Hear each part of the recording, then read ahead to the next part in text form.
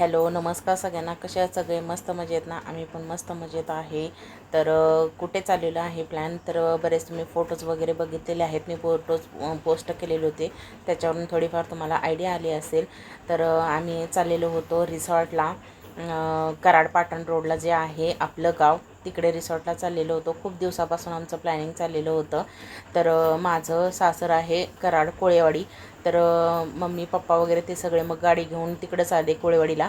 म्हणजे मी इकडं माहेरी येण्यापेक्षा तिकडून मला तसंच त्यांनी पिकअप केलं आणि तिकडून आम्ही मग तसंच सगळेजण एकत्र चाललो. कारण परत मला कराडमध्ये येणं परत इकडे येणं, त्यापेक्षा मग दादा बोलला की गाडी घेऊन मी इकडेच येतो आणि इकडून तुला घेऊन मग आपण इकडे, कारण इकडच्या साईडला होतं त्यामुळं मला तिकडं जावं लागलं नाही. मग फायनली आम्ही आता इकडे आपल्या गावाला पोचलेलो होतो. इतकं मस्त होतं ना, आजूबाजूला सगळी शेती होती आणि आतमध्ये ते कराड पाटण रोडला आतमध्ये बोर्ड लावलेला आहे, 3 किलोमीटर आतमध्ये आहे. आणि इकडं चाललेलं होतं पोरांचं फोटोज वगैरे काढायचं गाडीवरती बसून, आणि ऊन पण खूप लागत होतं. चला म्हटलं आता आलो आहे, तर बॅगा वगैरे सगळ्या घेतल्या आणि आम्ही फायनली वरती चाललेलो होतो. आजूबाजूला खूप झाडी दिसत होती, अगदी गावाला शेतामध्ये आल्यासारखं असं हे रिसॉर्ट होतं. खूप छान होतं. आता पुढं तुम्हाला व्हिडिओमध्ये दिसेलच. आम्ही पण खूप एन्जॉय केलेलं आहे आणि तुम्हालाही बघायला व्हिडिओ खूप आवडेल. खूप मस्त होतं. झाडी वगैरे सगळ्या प्रकारचे पक्षी प्राणी वगैरे सगळं होतं. म्हणजे अगदी आपण रिसॉर्टला आलो आहे असं वाटतच नव्हतं. असा फील होत होता की आपलं गाव म्हणजे आपलं गावामध्येच आपण आलेलो आहे असा फील होत होता. आणि इकडे वहिनीने तिकीट वगैरे सगळे काढलेले होते. अगोदर आम्ही फोन करून वगैरे फक्त सांगितलेलं होतं की किती लोक आहे आणि आम्ही कधी येणार आहे एवढं सांगितलं होतं. ॲडव्हान्स बुकिंग वगैरे काही पद्धत नाही आहे इकडं, की मुंबईला वगैरे कसं ॲडव्हान्स बुकिंग करायचं असेल तर थोडेफार पैसे पे करावे लागतात आपल्याला, पण इकडं गावाला तसं नाही आहे. आम्ही पोचलोच होतो तर इकडं नाश्ता वगैरे सगळा रेडीच होता इकडं नाश्त्यासाठी आपल्याला. आणि प्रत्येक ठिकाणी गेल्यानंतर आपल्याला तिथं त्यांची लोकं असतात, गाईड करतात. हे झाल्यानंतर हे करायचं, स्टेप बाय स्टेप सगळं असतं त्यांचं, की हे झाल्यानंतर तुम्हाला हे करायचं आहे, ते झाल्यानंतर तुम्हाला ते करायचं आहे असं. त्यामुळे खूप म्हणजे खूप छान सर्विस होती त्यांची. आणि मिसळ तर मला इतकी आवडली त्यांची, खूप छान. आणि आम्ही घरातून बिलकुल चहा नाश्ता वगैरे काहीच केलेला नव्हता, कारण आम्ही तिथं बरोबर मला वाटते 10 वाजता पोचलेलो. त्यामुळे घरातून आम्ही काही न खाता पिता आलेलं. त्यामुळे पटापट आम्ही नाश्त्याच्या ठिकाणी पोचलो आणि मस्त असा मिसळीचा सगळ्यांनी आस्वाद घेतला. त्याच्यानंतर चहा आणि कॉफी पण होती, ती पण आम्ही खाल्ली. मस्तपैकी एन्जॉय केला आणि नंतर तिकडून आलोच तर पोरांचं लगेच ह्या पाळण्यात बस, झुल्यात बस, इकडं बस, घसरगुंडी हे ते सगळं चालूच होतं पोरांचं. आणि इकडं आपला जादूगाराचा आपला लहानपणीचा आमचा खेळ इकडं आम्ही कधी कळी बघितलेला तो इकडे बघायला भेटला. खूप छान. आमच्या शाळेमध्ये असताना आम्हाला बघायला भेटायचा. शाळेत जादूगार वगैरे यायचे तेव्हा असायचा. आणि इकडे ते पण कार्यक्रम वगैरे चालू होता लहान मुलांसाठी, ते पण मुलांनी एन्जॉय केलं मस्तपैकी. आणि त्याच्यानंतर आम्ही बैलगाडीची राईडसुद्धा केली. खूप मजा आली बैलगाडी राईडलासुद्धा, कारण किती वर्षापूर्वी मी अगदी लहान होते तेव्हा बसले असेल, त्याच्यानंतर नाहीच. त्यामुळे तो सुद्धा आनंद आम्हाला घेता आला.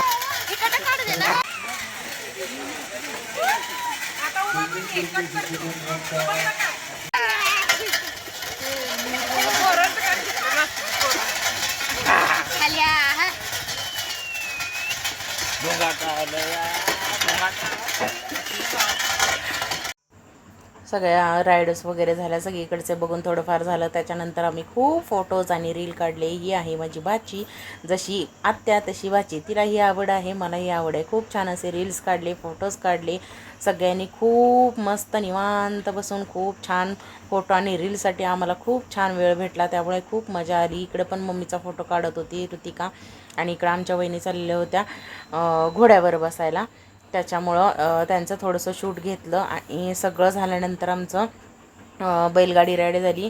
घोड्यावरचे वगैरे बसून फोटोज वगैरे काढले. आणि त्याच्यानंतर आम्ही चेंज केलं, कारण आम्हाला जायचं होतं आता पाण्यामध्ये खेळायला मस्तपैकी, कारण त्यांचे बरोबर स्टेप बाय स्टेप सगळे प्रोग्राम असतात. हे झाल्यानंतर हे तुम्हाला करायचं आहे, ते झाल्यानंतर तुम्हाला ते पाहायचं आहे, सगळं असं ते स्टेप बाय स्टेप सगळे त्यांचे गार्डच उभे असतात, ते सांगतात.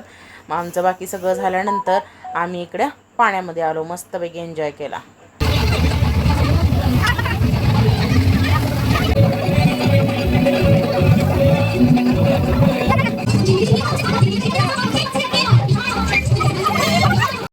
इकडे आम्ही मस्तपैकी वॉटर पार्कमध्ये असा फुल टू एन्जॉय केला. खूप मस्त मजा मस्ती केली. खूप पोहलो म्हणजे पोहायला तर मला येत नाही, पण आम्ही खूप मजा केली. खूप म्हणजे खूप मस्ती केली. खूप छान मुलं पण मस्तपैकी भिजले. खूप डान्स केला. रेन डान्समध्ये पण खूप छान भिजलो आणि मजा मस्ती केली. आणि इकडं मंगेशनं घेतलेलं बोचकं, ते म्हणजे आमच्या सगळ्या ओल्या कपड्यांचं इतकं ओझं झालेलं होतं की पिशवीचे बंद तुटले. मग त्याने परत हातामध्ये घेतलं. आणि इकडं आमचं जेवण आम्हाला रेडी होतं. जेवणामध्ये होते पुरी, चपाती, पिठलं, परत पूर्ण अशी व्हेज भाजी होती एक, आणि मला वाटते वरण भात आणि इंद्रायणी राईस होता. जेवण आम्हाला इतकं काय आवडलं नाही, असंच ठीकठाक होतं म्हणायला. पण मिसळ खूप छान होती. पोहे सकाळी नाश्त्याला होते पोहे, पण ते पण छान होते. पण जेवणाचा मेनू काही इतका आवडला नाही, कारण पुरी फक्त मला आवडली याच्यामध्ये, आणि वरण आणि भात आवडला. बाकी भाज्या वगैरे अजिबात टेस्ट नव्हती एवढी. पण बाकी सर्विस वगैरे खूप छान आहे. आणि खूप म्हणजे परिसर एकंदरीत खूप छान आहे. पण बाकी जेवण एवढं टकाटक नव्हतं, पण ठीक आहे, जाऊ दे आता. आणि जेवणानंतर आम्ही इकडं परत असंच फिरायला आलो. इकडं पक्षी वगैरे पण होते आणि पोरं पण मग परत खेळायला लागली. इतकी त्यांनी पण फुल टू एन्जॉय केलेला होता. पोराने पण दिवसभर होतं ते 5 वाजेपर्यंत. पण आम्ही परत थकलो. जेवणानंतर आम्ही इकडं बडीशेप वगैरे घेतली खायला. बडीशेप, खडीसाखर वगैरे मस्त घेतली सगळ्यांनी खायला. आणि खूप थकलेलो होतो, त्यामुळे 5 वाजेपर्यंत काय आम्ही थांबलो नाही आणि निघालो मग त्याच्यानंतर. येऊ नका परत ना, जावा.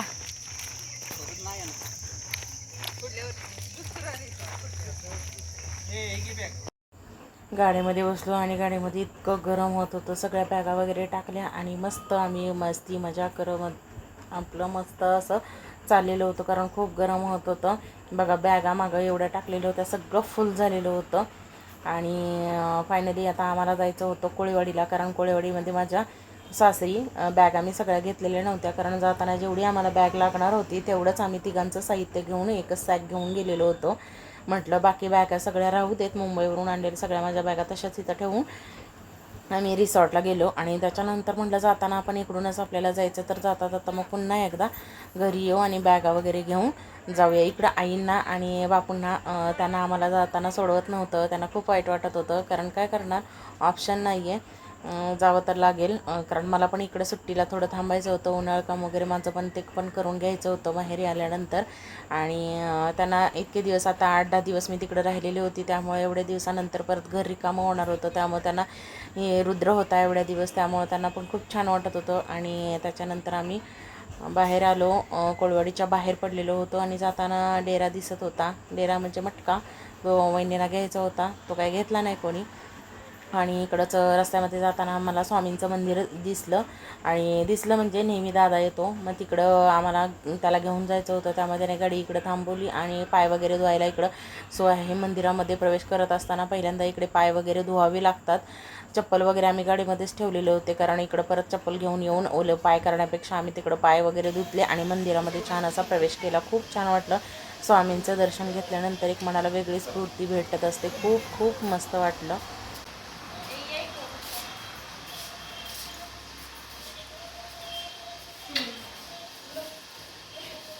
आणि फायनली आम्ही घरी पोचलेलो आहे. पण आमच्या चेहऱ्यावरचा थकवा तुम्हाला जाणवतच असेल, कारण दिवसभर आम्ही खूप मस्ती मजा करून खूप थकलेलो होतो.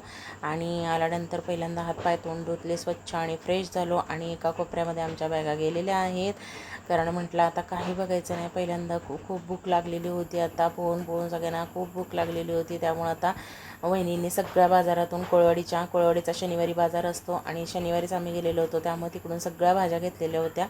त्या भाज्या आम्ही सगळ्या मिळून साफ करत होतो. आणि इकडं मी करत होती अंड्याची भुर्जी.